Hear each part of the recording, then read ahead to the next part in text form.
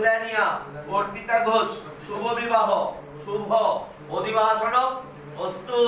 যে শালাইটা শেষ, এই বক্স শেষ।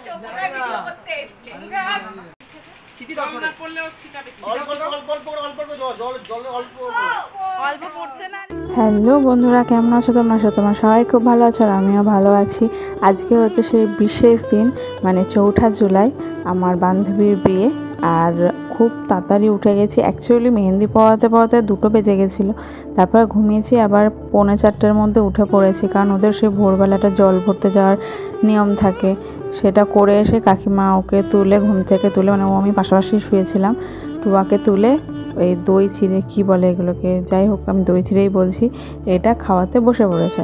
আর দেখো, মানে ঘুম থেকে উঠেছে বলে ও একটু না সেজেছে, না চুলটা ঠিক করে বেঁধেছে, কিচ্ছু না। কাকিমা দেখো ঠিকমতো মাখা করারও টাইম পায়নি, মাখানোর যে ভালো করে মাখাবে সেটাও টাইম পায়নি। আর পাশে যেটা বসেছে ওটা হচ্ছে ওর এক বোন, জেঠুর মেয়ে, আর এটা হচ্ছে কাকিমা মানে টুয়ার মা, আর পিছনে আছে কাকু মানে টুয়ার বাবা। তো বিশ্বাস করো, সারাটা রাত না ঘুমিয়ে যখন আমাকে ডাকলো, আয় দই চিড়ে খাবি, তুইও খাবি, তখন আমাকে ও বলছে খেয়ে নে, তোরও তো তাড়াতাড়ি বিয়ে হয়ে যাবে। আমি ঠিক আছে, আমার অলরেডি হয়ে গেছে, আমার তো রেজিস্ট্রি হয়ে গেছে। বলছে রেজিস্ট্রি হয়ে গেছে, সিট তো ওঠেনি, তো সেটাও হয়ে যাবে। আমি বলছি আচ্ছা, এই 7 সকালে আমি খেতে পাচ্ছি না, তো তাও খেয়েছিলাম, ভালোই লেগেছিলো। তো তারপরে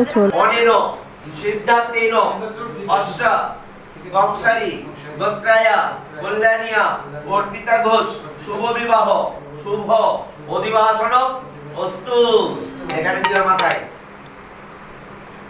যেহেতু বিয়ের লগ্ন ছিল খুব তাড়াতাড়ি, গোধূলি লগ্নে বিয়ে ছিল, ওই জন্য সব কিছুই তাড়াতাড়ি হচ্ছিল। তো দেখো এখানে সেই নান্নি মুখে বসে গেছে, টুয়ার মা আছে, টুয়া আছে। আর আমি নতুন নিয়ম দেখলাম যে কনের মাকেও এরকমভাবে আঁচল দিয়ে বসে থাকতে হয়। আমি কোনো দেখিনি, এটা ফার্স্ট টাইম দেখলাম। জানি না ঠাকুরমশাই কোনো কিছু ভুল করেছে না ওদের এটা নিয়ম আছে, আমি জানি না, আমি জানার চেষ্টাও করিনি। আর এখানে ক্যামেরাম্যানরাও চলে এসছে, মানে এতটাই অন্ধকার হয়ে গেছিলো ঘরটা যে কি বলবো। আর দেখো যেখানে ওর মানে হলদি হচ্ছে, মানে হলুদে গায়ে হলুদ হচ্ছে, সেই জায়গাটা প্রচণ্ড অন্ধকার ছিল। তার রিজন হচ্ছে বৃষ্টি হচ্ছিল, মুষলধারে বৃষ্টি হচ্ছিলো। ওকে আমি জিজ্ঞাসা করতে, কি বৃষ্টির মধ্যে হয়েছিস? বলছে আমি তো জানি না। তো যাই হোক, মুষলধারে বৃষ্টি হচ্ছিল। আর গায়ে হলুদ আস্তে আস্তে প্রচুর দেরি হয়ে গেছে, মানে এই বৃষ্টির জন্য ওরাও বেরোতে পারছিল না। তাই প্রায় দুপুর 2টোর ওপরে হয়ে গেছিলো। যেহেতু গোধূলি লগ্নে বিয়ে, ওকে সাজাতেও চলে এসেছিলো। আর হ্যাঁ, শানু এসেছিলো এই হলুদের একটু আগে, যার জন্য আমি মানে ওর কাছে যেতে পেরেছি, টুয়ার কাছে। তখন শানু ভিডিওটা করেছে।